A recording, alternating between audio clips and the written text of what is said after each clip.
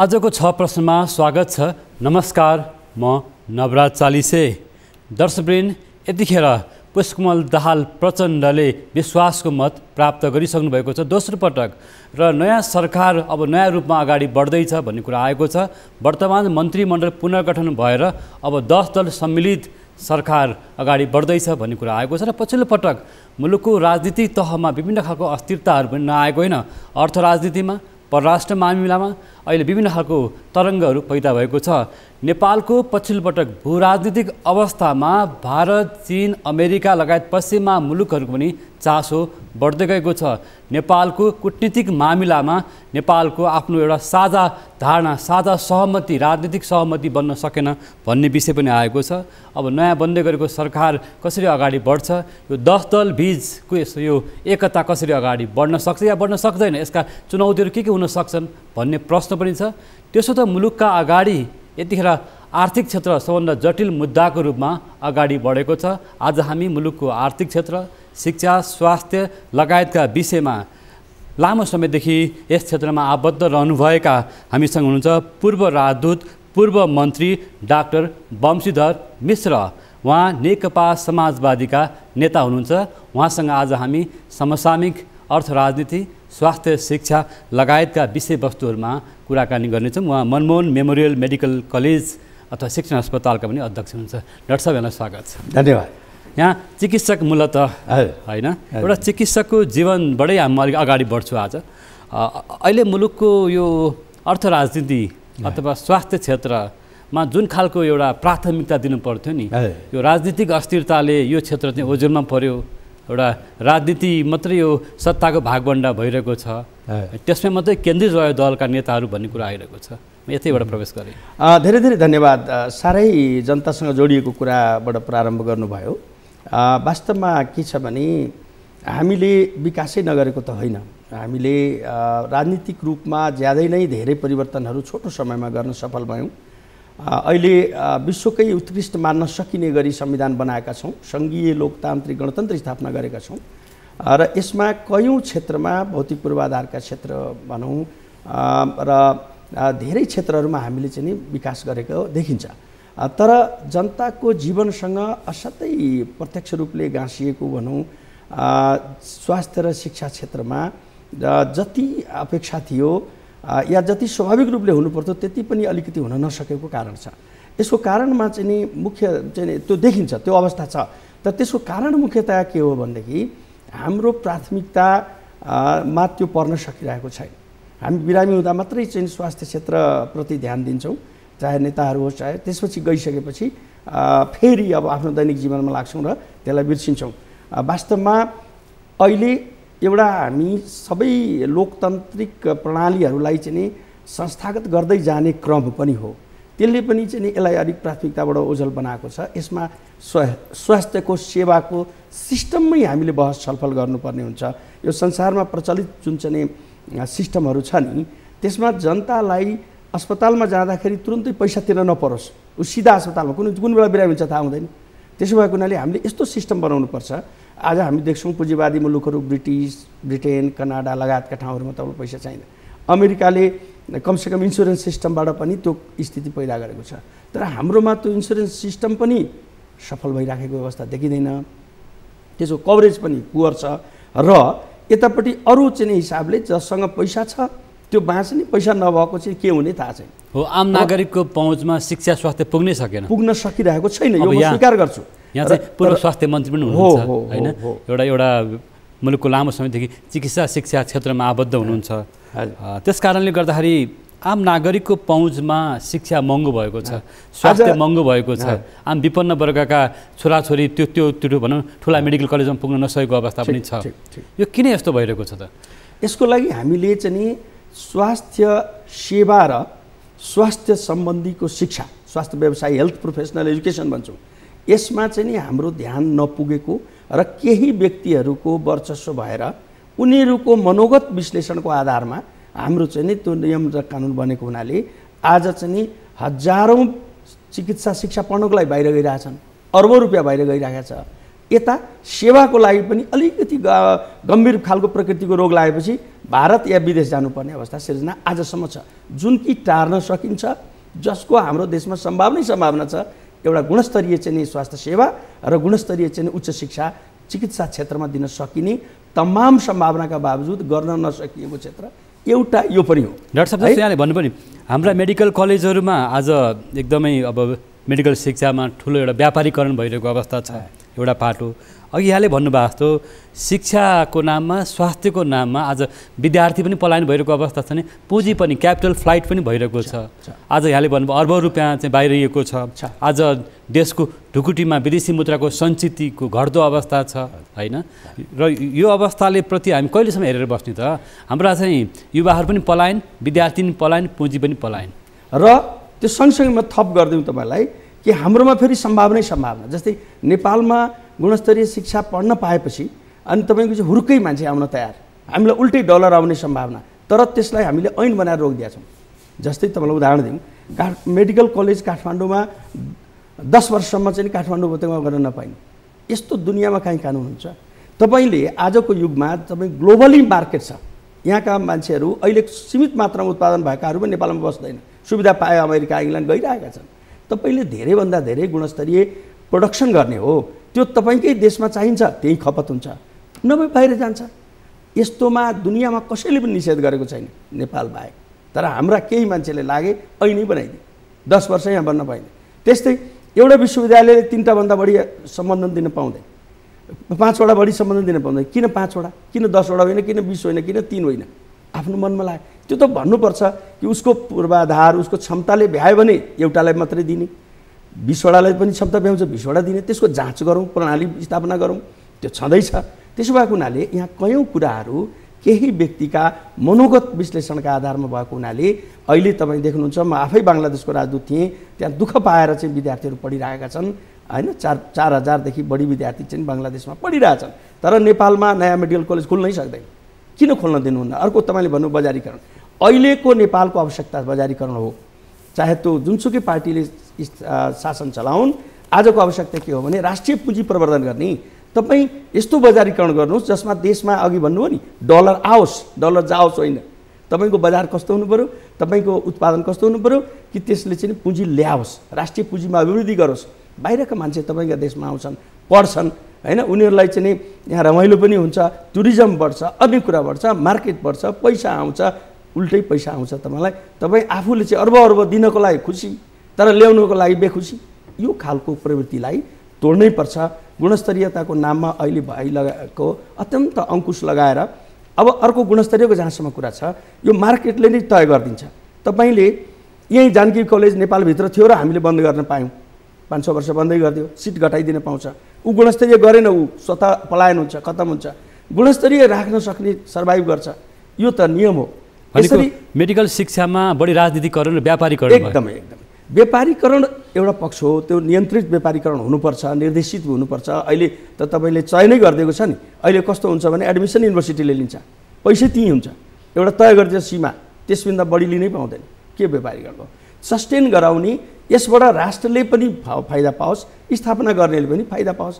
अरू व्यापारबाट 2 पैसा नाफा हुन मिल्ने अनि मेडिकल एजुकेसनबाट 2 पैसा नाफा कमायो भनेर तपाईँ रिस गर्ने त मिलेन नि। यसमा त झन् विदेशी पनि आउँछ, अरू पनि हुन्छ।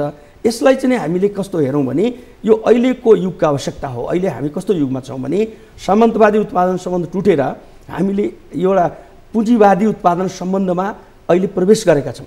यसलाई जति धेरै बनायौँ अनि अहिले संविधानले जुन भनेको छ नि समाजवाद उन्मुख, हामी समाजवादतिर पुग्ने काम चाहिँ को लागि राष्ट्रिय पुँजी धेरैभन्दा धेरै। आज चाइनाले किन चाहिँ कम्युनिस्ट पार्टीको नेतृत्वमा त्यत्रो पुँजीवादको विकास गरिरहेछ? सिक्नु पऱ्यो नि। हामीले पनि यहाँका पुँजीको विकास गर्नका लागि हरेक क्षेत्रमा चाहिँ राष्ट्रिय पुँजीहरूको होस्, उत्पादन बढोस्, विदेशी लगानी आओस् र हाम्रो रोजगारहरू बढोस्, यस्तो सोच्नुपर्छ। डाक्टर साहब जस्तो अब हामीले आज मुलुकलाई एउटा लोकतान्त्रिक पद्धतिबाट अगाडि बढाउँदै गर्दा हामी एउटा नयाँ युगमा प्रवेश गरेको राजनीतिक एउटा क्रान्तिबाट यहाँसम्म आइसकेका छौँ।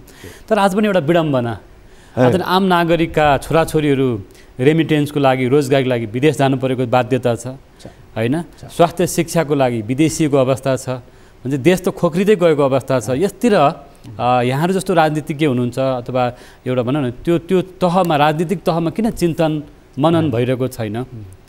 आज हामी त्यो मन्त्रीमण्डलमा भागबण्डा अब गर्दैछौँ, कसको भागमा कुन दलमा कसो मन्त्रीहरू पाउने, योग्य मान्छे सही ठाउँमा पुगेको अवस्था पनि छैन। भागबण्डामा मन्त्रालय छनौटहरू भइरहेको छ। साह्रै मार्मिक र साह्रै सान्दर्भिक र आम जनतासँग जोडिएको प्रश्न हो यो। हामी राजनीति के का लागि गर्ने? म त्यही भन्छु, सबैतिर म त्यही भन्दै आएको छु। हामीले जे गर्छौँ राष्ट्रलाई र जनतालाई ध्यानमा राखेर गरौँ। आजको आवश्यकता के हो? मैले कयौँ मुख्यमन्त्रीजीहरूलाई नयाँ नियुक्ति हुँदाखेरि उहाँहरूलाई भनेको छु, किनभने उहाँहरू मेरा कार्यकर्ताहरू अथवा नेताहरू हुनुहुन्थ्यो। उहाँहरूलाई पनि भनेको छु, अहिले पनि भन्छु, फेरि पनि एउटा अभियानकै रूपमा यो भन्न जरुरी छ कि फोकस केमा? जनताको चाहिँ नि जीवनकोसँग जोडिएको कुरामा, रोजगारीमा फोकस। रोजगारीको लागि के गर्ने? तपाईँ लगानी बढीभन्दा बढी हुनु पऱ्यो, उद्योग व्यवसाय बढीभन्दा बढी हुनु पऱ्यो र स्व आर्जन गर्न सक्ने जुन चाहिँ के छ भने यो सिप विकास हुनु पऱ्यो, त्यो प्रत्येक पालिकामा हुनु पऱ्यो। म आफैले पनि केही गरिरहेको छु, लिस्ट बनाउन लगाएर घरेलु उद्योग महासङ्घसँग तालमेल मिलाएर कयौँ युवाहरूलाई जुन बेरोजगार छन् बाहिर नजाऊ। यहाँ 1300 प्लम्बरको आवश्यकता थियो तपाईँको चाहिँ बागमती प्रदेशमा, 13जना मात्रै चाहिँ भेटियो। हेर्नुहोस् त, विदेशको मान्छे आएर प्लम्बिङ गरिरहेछ हाम्रो घरमा। हामी 3 महिनाको तालिम दिएर फ्रीमा त्यो प्लम्बर निकाल्न सक्दैनौँ। आज चाहिँ नि के छ भने यस्ता स्वावलम्बी बनाउने थुप्रै कुरा छन् जुन आफ्नै देशमा पुँजी प्रवर्धन गर्न सकिने कुरा छन्। फोकस हराएको छ, मलाई दुःखका साथ भन्नु परेको छ। अब मैले हाम्रा यो गठबन्धनका नेताहरूलाई आग्रह अपिल गर्दैछु कि अब हामी चाहिँ नि राजनीतिक कुराहरू आफ्नो ठाउँमा छन्, त्यो भइरहन्छ। यसलाई चाहिँ नि हामीले आज गठबन्धनको एउटा साझा धारणा, एउटा साझा कार्यक्रम, साझा दस्तावेज खोइ त आउँछ, त्यो आउनुपर्छ। आज पनि अब अर्थमन्त्रीको हुने, गृहमन्त्रीको हुने होइन, अथवा परराष्ट्र मन्त्री, राम्रो मन्त्रालय कसो भागमा भागबण्डाको एउटा निकै दौडधुप चलिरहेको छ। यहाँ समाजवादीको नेता पनि हुनुहुन्छ। त्यो हुनु पनि स्वाभाविक हो। हेर्नुहोस्, किन राजनीतिक दलहरूको आफूले आफ्नो कार्यक्रम लागू गर्नको लागि सत्ता चाहिन्छ, त्यही कारण सत्ता प्राप्त गर्नु अस्वाभाविक नमानौँ। तर यसलाई चाहिँ अहिलेको सङ्कटमा एउटा उपयुक्त व्यक्तिको छनौट हुनु पऱ्यो नि त। के का लागि? ठिक छ, त्यसलाई लक्ष्य चाहिँ के हुनु पऱ्यो भनेदेखि जनता हुनु पऱ्यो, उसका चाहिँ जीवन स्तर बढ्ने कुरा हुनु पऱ्यो, देशको अर्थतन्त्रका सङ्कट दूर गर्ने हुनु पऱ्यो होइन। तपाईँले ठिक भन्दै हुनुहुन्छ। मैले अर्थमन्त्री जोसुकै हुन्, तपाईँको लोकप्रिय टेलिभिजनबाट म सुझाव दिन चाहन्छु, 2टा काम गर्नुहोस्। अहिले बङ्गलादेशबाट सिक्नुहोस्, त्यो कङ्गालबाट चाहिँ आज भारतभन्दा बढी प्रति व्यक्ति आय भइसक्यो। त्यसको कसरी भयो त भन्दाखेरि अहिले एउटा देशमा बाहिरबाट यदि डलर आउँछ भने तपाईँ त्यसलाई खुकुलो गर्नुहोस्। त्यसमा उनले घोषणा गर्छन् कि यो चाहिँ आतङ्कवादी अथवा कुनै अवैध होइन भनेर घोषणा गर्छन्। फेला परेको बखत उसले नियम बमोजिम कारबाही भोग्न तयार छु भन्छन् भने ल्याउन दिनुहोस्। यही छ दुनियाँमा। यदि तपाईँ ल्याउनै दिनुहुन्न, 1000 थरी नानाभाँती गर्नुहुन्छ भने तपाईँ देश अगाडि लाग्दैन। एक। दोस्रो, यदि अहिले चाहिँ जनतालाई अहिले पैसै छैन, तरलता हेर्नुहोस् त कहाँ गयो। तपाईँले VDRS सुरु गर्नुहोस्, अर्थात् जनताले चाहिँ नि ल्याउँछन् पैसा भने तपाईँले ट्याक्स काटेर, अहिले एउटा ऐन आउन लागेको थियो, त्यो कहाँ छ थाहा छैन। त्यो ठिक सही कुरा हो। त्यो उसले पनि स्रोत देखाउन नसक्नेले पनि के भन्न सकोस् भने यो चाहिँ नि गलत तरिकाबाट आर्जन गरेको पैसा होइन। नेपालमा अनेक कानुन छँदैछ। तर यहाँ के सुनिन्छ भने विभिन्न सम्पत्तिको स्रोत नखोलेका, विभिन्न अब उच्च तहमा बसेका अथवा यो राजनीतिक तहमा रहेका नेतृत्व तहहरूको, प्रशासनिक तहको, सुरक्षा निकायका त्यस्ता व्यक्तिहरूको सोर्स जुन खोल्न मिल्दैन, त्यस्तो रकम पनि बाहिरबाट भित्रिरहेको त एउटा डरलाग्दो पक्ष छैन। यस्तो छ, बाहिरबाट भित्रिरहेको छ, त्यो त राम्रो पक्ष भयो, किन कमसेकम देशभित्र भित्र, बाहिर त गएन नि। तपाईँ भित्र छ भने त्यो दुरुपयोग हुन सक्ने सम्भावना। दुरुपयोग त्यसको हुँदैन। दुरुपयोग त हेर्नु पर्यो। देशभित्र आइसकेको पैसा दुरुपयोग सदुपयोग हाम्रो कानुनले हेर्छ।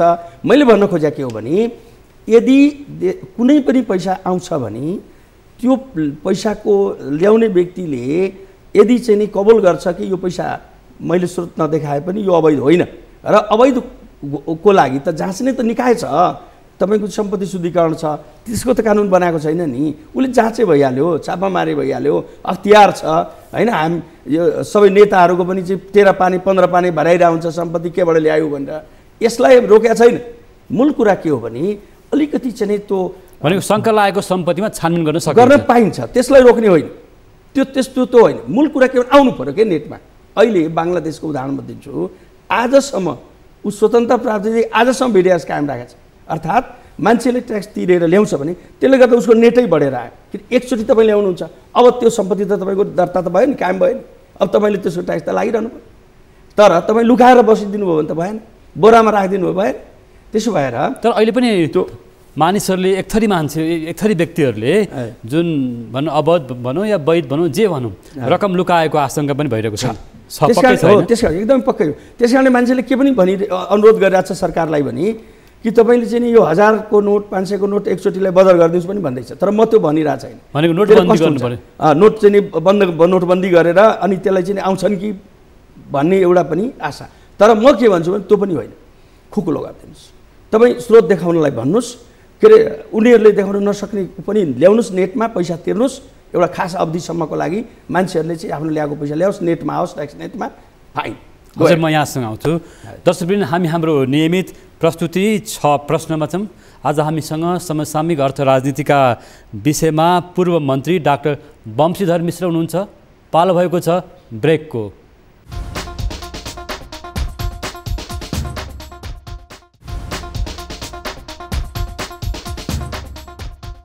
छ प्रश्नमा यहाँलाई फेरि पनि स्वागत छ। हाम्रो नियमित प्रस्तुति 6 प्रश्नमा हामीले समसामयिक अर्थ राजनीति र अबको नयाँ सरकारको मन्त्रीमण्डल विस्तार र 10 दलीय गठबन्धनको भविष्यका बारेमा कुराकानी गरिरहेका छौँ। हामीसँग पूर्व मन्त्री नेकपा समाजवादीका नेता हामीसँग डाक्टर वंशीधर मिश्र हुनुहुन्छ। फेरि यहाँलाई स्वागत छ। धन्यवाद। विशेष गरेर म यहाँ यो प्रसङ्ग सुरुवात गर्न चाहन्छु। यहाँ अब राजदूत भएर काम गरिसक्नु भएको, एउटा कूटनीतिक क्षेत्रमा काम गरिसक्नु भएको हुनाले पछिल्लो पटक नेपालको भू राजनीतिक अवस्थामा अलिकति केही हस्तक्षेपहरू बढेको, बाहिरी हस्तक्षेप भनिन्छ नि, जसरी अब चीन पनि हुनसक्छ, भारत, अमेरिका अथवा पश्चिमा जगतको, चाहे हामी राष्ट्रपतिको निर्वाचनदेखि होस् अथवा विभिन्न तहको त्यो खालको कुराकानी बढी जनमानसमा चलिरहेको छ होइन। आम नागरिकमा इभन हाम्रोमा आइजिपी नियुक्तिसम्म चाहिँ बाहिरको हस्तक्षेप हुन्छ भनिन्छ नि त। भनिन्छ। यसको पृष्ठभूमिको कारणले भनिन्छ। आजको अवस्था त पहिलेभन्दा धेरै नै फेरिएको अवस्था हो। तर पृष्ठभूमि हाम्रो कस्तो थियो भने कुनै बेला क्याबिनेटको बैठकमा कुनै एउटा देशको राजदूत बस्ने चलन थियो। त्यसो हुँदाखेरि मान्छेमा त्यो प्रवृत्ति बढ्दै गयो। दोस्रो, हामीले त्यहाँबाट नसोधिकन यहाँको मन्त्रीमण्डल पनि हेरफेर हुँदैन थियो, यस्तो पनि दिन थिए। त्यसो भएर मान्छेको दिमागमा पनि त्यो बसिरहेको स्थिति छ। सबैले हाम्रो चाहिँ भू राजनीतिक अवस्थाले गर्दाखेरि यो प्रभावै पर्न नसक्ने भन्ने कुरा त होइन, प्रभावित गर्ने। जस्तो नेपालको आन्तरिक राजनीतिमा यहाँ आफै राजदूत भइसकेको हुनाले छिमेकी राजदूतहरू विशेष गरेर दक्षिणतर्फ अथवा उत्तरतर्फका राजदूतहरू बढी सक्रिय र हाम्रा नेताहरूको भनौँ न किचनसम्म पुग्ने, बेडसम्म पुग्ने भन्ने सुनिन्छ नि त।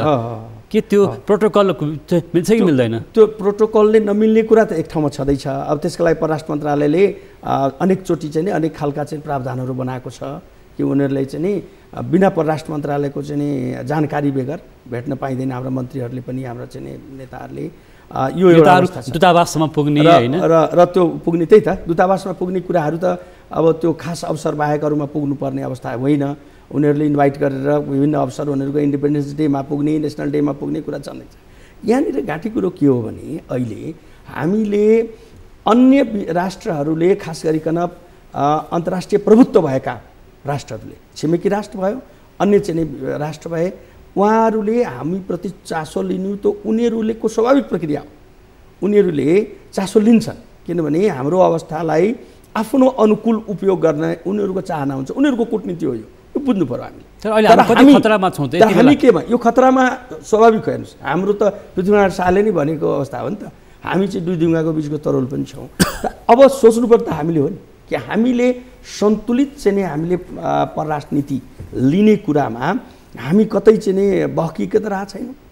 यो सोच्नुपर्ने काम हाम्रो छ। एउटा राम्रो पक्ष के छ भने अहिलेको संविधान, अहिलेको मान्छेको चेतना बढेको, तपाईँहरूको मिडिया कर्मीहरूको कारणले गर्दाखेरि यो डेभिएसनलाई धेरै हदसम्म रोकेको छ। म प्रत्यक्ष मतलब दर्जनौँ प्रमाण छन् मसँग। मिडियाले लिक गरिदिन्छ, आधा रातमा कोही चाहिँ रको अध्यक्ष आएर भेट्छ, तत्कालीन सरकारले चाहिँ मैले भेटेकै छैन भन्छ, मिडियाले प्रमाण दिइदिन्छ, ल यो बेलामा सकार्नुपर्छ भेटेमा। त्यो त दुध जस्तो रका एजेन्टहरू मध्यरातमा आउने होइन। अब म बाइ द वे एउटा उदाहरण मात्रै हो, सधैँ आउँदैनन्। अब त्यो त देखिने गरी आयो त। अब अर्को कुरो, अहिले अमेरिकाको चाहिँ CIA को प्रमुख आउने कुरो थियो, त्यो चाहिँ यस सरकारले मानेन। यो तपाईँहरूलाई जानकारी छ कि छैन, तर कुनै मिडियाले नै लिक गर्यो, आउनेवाला थियो। अब सरकारले मानेन, अहिले नआऊ भने। उनीहरू चाहिँ फ्रेङ्कली टाइम लिएर आउनु खोजेका थिए दूत भनेर, कुनै लुकाएर होइन। तर अहिले चाहिँ हाम्रो यो उपयुक्त हुँदैन, हामी राम्रो सन्देश जाँदैन। CIA को प्रमुखै आएर यहाँ चाहिँ प्रधानमन्त्री राष्ट्रपतिहरूसँग विदेशी खुफिया एजेन्सी इन्टेलिजेन्सहरू यसको हस्तक्षेप हो कि? यो हस्तक्षेप होइन। हेर्नुहोस्, यो चासो हो। र अहिले के हुन्छ भने जस्तो पछिल्लो पटक हाम्रो जस्तो यो हामी देखिरहेछौँ अमेरिका र चीनको सम्बन्ध, रसिया युक्रेनको जसरी वार लम्बिएर गइरहेछ होइन, यो विभिन्न तहबाट कुराहरू भइरहेछन्। अथवा सी जिनपिङको जुन भनौँ यो भ्रमणलाई लिएर पनि कुराहरू आइरहेको छ, अथवा भ्लादिमिर पुटिनसँगको सम्बन्ध कुरा आइरहेको छ। अन्तर्राष्ट्रिय जगतप्रति कुरा नउठे होइन, एकदमै उठिरहेछ। र यसलाई कस्तो बुझ्नु पऱ्यो भने, यो अहिले कसरी बुझ्नु पऱ्यो भने कि हामीहरू अहिले धेरै प्रोमिनेन्ट राष्ट्र मुख्य देशहरूको अभिरुचिमा परेका छौँ है, चासोमा परेका छौँ।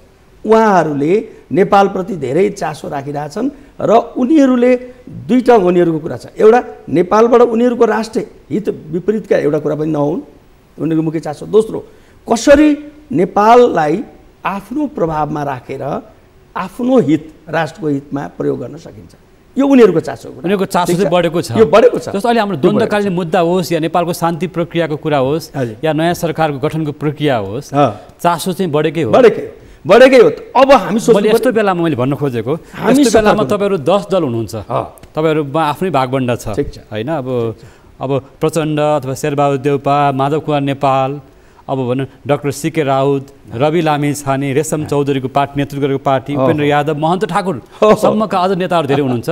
उहाँहरूसम्मलाई सम्मिलित गरेर एउटै चाहिँ टिम बनेको छ। यो टिमको भविष्य चाहिँ के छ? यति 10 दलको टिमको भविष्य राम्रो छ, किनभने म के देख्दैछु, आधार राम्रो देख्नुहुन्छ, म भन्दैछु। जस्तै के छ भने हामीले एउटा कोएलिसन कल्चर, गठबन्धन संस्कृतितर्फ उन्मुख छौँ। पहिले पनि मैले भनेको थिएँ, यो हाम्रो आवश्यकता हो। हाम्रो संविधानले जुन किसिमको समावेशी र हाम्रो राष्ट्रिय चरित्र जुन छ, हाम्रो जनसङ्ख्याको बनावटको हिसाबले र संविधानको व्यवस्था समानुपातिकको व्यवस्था राखिदिएको हुनाले अब कुनै एक दलले बहुमत ल्याउनै सक्दैन। त्यसो भएको हुनाले राज्य सत्तामा रहनको लागि, सरकार चलाउनको लागि पनि गठबन्धन आवश्यक छ। अब यसका लागि गठबन्धन संस्कृति निर्माण हुनु पर्यो र गठबन्धन संस्कृतिको अभ्यास भइरहेछ है। अहिले संस्थागत भइसकेको छैन।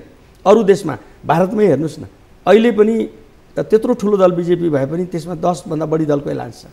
अर्को युपिए भन्ने छ, यो एनडिए हो यो अहिलेको। त्यसो भए यो एलायन्स कल्चरलाई अस्वाभाविक लिनु हुँदैन, बरु त्यसलाई कसरी चाहिँ व्यवस्थित गर्दै जाने, इन्ट्रेस्टहरूको क्लास नहोस्, यसका लागि चाहिँ साझा लक्ष्यहरू, साझा एजेन्डाहरू राख्ने, साझा चाहिँ हाम्रो आचरण र व्यवहारका कुराहरू पनि हो। यहीँनिर विचार गर्नुपर्ने कुरा के हो भने साझाको लागि जनताका आवश्यकता। जस्तो तपाईँहरूसँग साझा दस्तावेज अथवा रोड म्याप छ त, त्यसको लागि बन्छ। जस्तो मैले एक दुईवटा कुरा तपाईँसँग आज छोटो समयमा एक दुईवटा कुरा गरेँ। जस्तो हाम्रो अन्तर्राष्ट्रियसँग सम्बन्ध पनि जटिल अवस्थामा, आर्थिक क्षेत्र जटिल अवस्थामा, आन्तरिक भूराजनीति जटिल अवस्थामा छ, द्वन्द्वकालीन मुद्दालाई निकास दिनुपर्ने अवस्था छ। चुनौती त धेरै छ नि त, चुनौती धेरै छन्, तर त्यो सँगसँगै अवसर छ र सम्भावना ढोकामा छ। यो सबै गर्न सकिन्छ, गर्नु पर्दछ र यो सबै चाहिँ नि आम सहमति धेरै दलसम्म, अब कुनै कारणले सबैको सहमति नहुन सक्ला, तर बहुसङ्ख्यकको आम जनताको र राजनीतिक दलहरूको सहमतिबाट यो सबै सफल गर्न सकिन्छ। म झल्झली देख्दैछु यो सफल हुन्छ, किनभने सबैको चासोको विषय, लक्ष्य विषय। खालि ध्यान के दिनु पर्यो भने जनता र जनताका मुद्दाहरू, जनताको जीवनसँग जोडिएका मुद्दाहरू, जनताको जीवनलाई अगाडि बढाउने, उसलाई चाहिँ जीवन स्तर उकास्ने मुद्दाहरूलाई प्राथमिकता दिनु पर्यो। रोजगारीका सवाल होस्, अन्य कुराहरू होस्, हाम्रो चाहिँ शिक्षा स्वास्थ्यका सवाल होस्, पूर्वाधारका सवाल होस्, हाम्रो फड्को मार्ने गरी विकास गर्ने कुरा होस्, यस्ता कुरामा हामीले फोकस गऱ्यौँ, अहिले सबै दलको साझा एउटा लक्ष्य बनायौँ भनेदेखि यी सँगसँगै हाम्रा यी ज्वलन्त मुद्दाहरू पनि समाधान हुँदैन। हिजोको दिनमा बलियो नेकपा एमाले, नेकपा माओवादी बलियो थियो होइन। आज तपाईँहरूसँग बलियो प्रतिपक्षी छ, नेकपा एमाले, राप्रपाले अलग धार समातेको छ। अहिले भन्ने गरिन्छ विभिन्न खालको समूह पनि एउटा सक्रिय भइरहेको अवस्था छ नेपालको राजनीतिमा, पूर्व राजवादीहरूको समूह पनि। यो अवस्थामा 10 दल जोगाउन त त्यो तपाईँहरूको यो सहकारी गठबन्धन टुक्रिँदैन भन्ने आधार के त? अथवा यो लामो समय जान सक्छ भन्ने त देखिँदैन। अब अहिलेसम्मको प्रवृत्तिले यस्तो तपाईँको भनाइ चाहिँ बडो स्वाभाविक लाग्छ, तर यो सँगसँगै एउटा के चाहिँ अवस्था छ भने हाम्रो वर्तमान अवस्थाले नै यो गठबन्धन बनाउन चाहिँ अहिलेको बेला प्रतिपक्षी त बलियो छ नि त, अब देख्नुहुन्छ बलियो प्रतिपक्षी हुनु राम्रो, बलियो प्रतिपक्षी हुनु तपाईँको चाहिँ हाम्रो जस्तो राष्ट्रको लागि झनै राम्रो, किन उसले चाहिँ देखाइरहन्छ त्रुटि, कमजोरी, गल्ती होइन, विसङ्गतिहरूलाई उसले चाहिँ औल्याइदिन्छ अनि तपाईँलाई सुधार गर्न सजिलो हुन्छ। यो त कस्तो गजब छ भने यदि प्रतिपक्षी नै भएन भने त निरङ्कुश हुन्छ। त्यसो भएर यो प्रतिपक्षीको त स्वागत गर्नुपर्छ। हाम्रो त संस्कृति छ। तपाईँ तुलसीदासले भन्नुभएको छ, निन्दक नियरे राखिए आँगन कुटी छवाए। तपाईँको निन्दकलाई तपाईँले चाहिँ नजिकै राख्नुपर्छ, क्लोजमा, ताकि चाहिँ उसलाई चाहिँ एउटा घरै बनाइदिनुहोस्, ताकि ऊ सधैँ तपाईँको गल्ती देखाइरहोस्, तपाईँ सुधार हुनु। त्यहाँ प्रतिपक्षी बलियो हुनु स्वाभाविक हो, राम्रो हो। यसलाई चाहिँ सकारात्मक ढङ्गले लिनुपर्दछ। उहाँहरूले पनि आफ्नो प्रतिपक्षीको चाहिँ धर्मनिर्वाह गर्नुहुन्छ। सत्तामा भएका, सरकारमा अहिलेको प्रतिपक्षले घुमाउरो बाटोबाट अथवा सोझो बाटोबाट फेरि सत्ताले चाहनु स्वाभाविक, उहाँहरू सत्तामा पुग्ने अवस्था पनि छ नि त। पुग्ने अवस्था होइन कि उहाँहरूको चाहना पनि रहिरहन्छ, यो टुक्रोस्, फेरि अब नयाँ गठबन्धन बनोस्, हामी सत्तामा जाउँ। अब यो अहिलेको गठबन्धनको कर्तव्य हो र अहिलेको गठबन्धनको चाहिँ मुख्य चाहिँ काम के हुनु पर्यो भने हामीले एउटा साझा लक्ष्य बनाएर र हामीले हाम्रो गठबन्धनलाई चाहिँ बलियो बनाउँदै लिएर जाउँ राष्ट्रिय हितमा। यो अहिलेको आवश्यकता हो र यो आवश्यकतालाई जस्तो 5 दलीय गठबन्धनबाट तपाईँ यहाँसम्म आउनुभएको छ। नेकपा समाजवादीमा 2 जना पूर्व प्रधानमन्त्रीहरू नै हुनुहुन्छ, माधव कुँवर नेपाल, झलनाथ खनाल। तपाईँहरूको पार्टीले पनि ठुलै भाग मागेको हुनसक्छ होला, के छ यो मन्त्रीमण्डलमा? यस्तो के हुन्छ भने नि, यो बाहिर आएको कुराहरू, कुनै एउटाले बोलेका कुराहरूमा आधारित भएर हामीले टिप्पणी गर्नुहुन्न। यो एक ठाउँमा बसेर कसरी चाहिँ हामी सहमति प्राप्त गर्छौँ र 10 दलीय सहमतिको लाई चाहिँ एउटा चाहिँ संस्थागत आकार दिन्छौँ भन्नेमा हामी अभ्यास गरिरहेछौँ। यसमा कसैले के माग्यो, कसैले के माग्यो, यी कुराहरू त्यति महत्त्वपूर्ण छैन। त्यो भित्र मागिन्छ नि त, भित्र कुरा हुन्छ। तर मूल कुरा चाहिँ के छ भने प्रधानमन्त्री लागिरहनु भएको छ एउटा सन्तुलित ढङ्गले, कसैलाई पनि चित्त नदुखोस्, विन विन सिचुएसन, सबैले कोही पनि मैले हारेँ भने नहोस्, एउटा विन विन सिचुएसनमा जाओस् भन्नेतिर अहिले यो 10 दलको नेताहरूले प्रयास गरिरहेका छन्। त्यसो भएर एक प्रधानमन्त्रीको राजनीतिक जीवन हेर्दा धेरै उतार चढाव देखिन्छ उहाँको जीवनमा, होइन? उहाँ साझा नेता भएर स्थिर रहन सक्नुहुन्छ? सक्नुहुन्छ। त्यो पनि उहाँको एउटा चरित्रको एउटा भाग हो। एकातिर तपाईँले भने जस्तै धेरै कुराहरू अस्थिरताका कुरा पनि देखिन्छ भने एकातिर उहाँ चाहिँ स्थिरता पनि गर्न सक्ने, गठबन्धन गर्न सक्ने र त्यसलाई चलाउन सक्ने पनि प्रमाणित हुनुभएको छ। त्यसो भएर अहिले मलाई विश्वास छ यो अहिलेको गठबन्धनलाई पनि उहाँले चाहिँ राम्रोसँग लिएर जानुहुन्छ र कसैले पनि चित्त नदुख्ने गरी यो यस्ता कुराहरू चाहिँ जुन छ यो सहभागितालाई यो 10 दलीय गठबन्धन ब्रेक हुँदैन। अहिले ब्रेक हुने कुनै सम्भावना देखिँदैन र यो ब्रेक हुँदैन। यो अगाडि बढ्छ। तर सामुन्ने रहेको प्रतिपक्षी त बलियो तरिकाबाट आउँदै गयो। त्यो आउनु पर्यो नि। प्रतिपक्ष आएर उहाँहरूले आफ्नो धर्मनिर्वाह गर्नु भनेको राष्ट्रको लागि राम्रो कुरा हो, सरकारको लागि राम्रो कुरा हो। अन्तिममा हामीले मुलुकको अप्ठ्यारो परराष्ट्र मामिला, जटिल अर्थतन्त्र, आन्तरिक मामिला, यहाँ द्वन्द्व लगायतको विषय लगायत पनि छन्, ती मामिलाको बारेमा कुराकानी गऱ्यौँ। अन्तिममा यसको निकासको लागि के भन्नुहुन्छ? अन्तिम हजुर, निकासको लागि के हो भने हामीले हाम्रो सरकारमा रहेकाहरूले पनि प्रतिपक्षमा रहेकाहरूले पनि सबैले राष्ट्र र जनतालाई चाहिँ आफ्नो मूल प्राथमिकता राख्नु पर्यो र जनताका जल्दाबल्दा मुद्दाहरू, समस्याहरूलाई नै हामीले चाहिँ मुख्य रूपमा सरकारमा राख्दाखेरि यो सबै समस्या समाधान हुन्छन्। हरेक चुनौतीले एउटा अवसर ल्याएको हुन्छ। अहिले नेपालको अगाडि पनि एउटा चाहिँ राम्रो, यी चुनौतीहरूको अगाडि पनि एउटा राम्रो सम्भावना र अवसर उपस्थित छ। गर्न सकिने हामीसँग धेरै राम्रा कुराहरू छन्।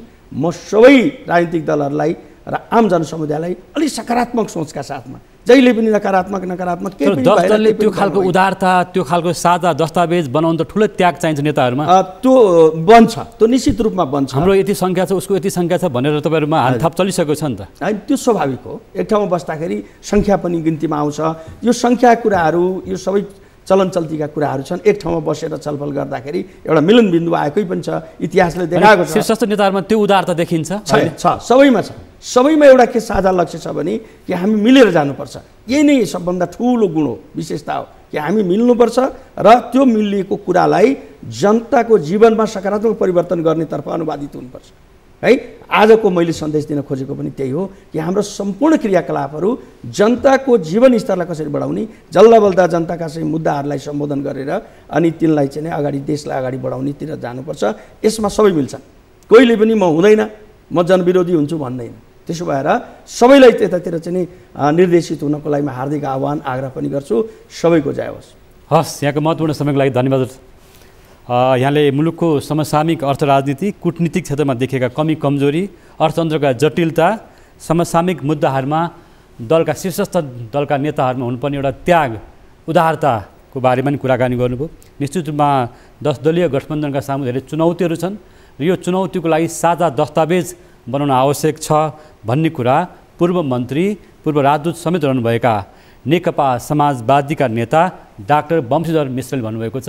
उहाँको महत्त्वपूर्ण समय र विचारको लागि धन्यवाद दिँदै आजको लागि नियमित प्रस्तुति 6 प्रश्नको समय पुरा भएको छ। हामी बिदा माग्छौँ। नमस्कार।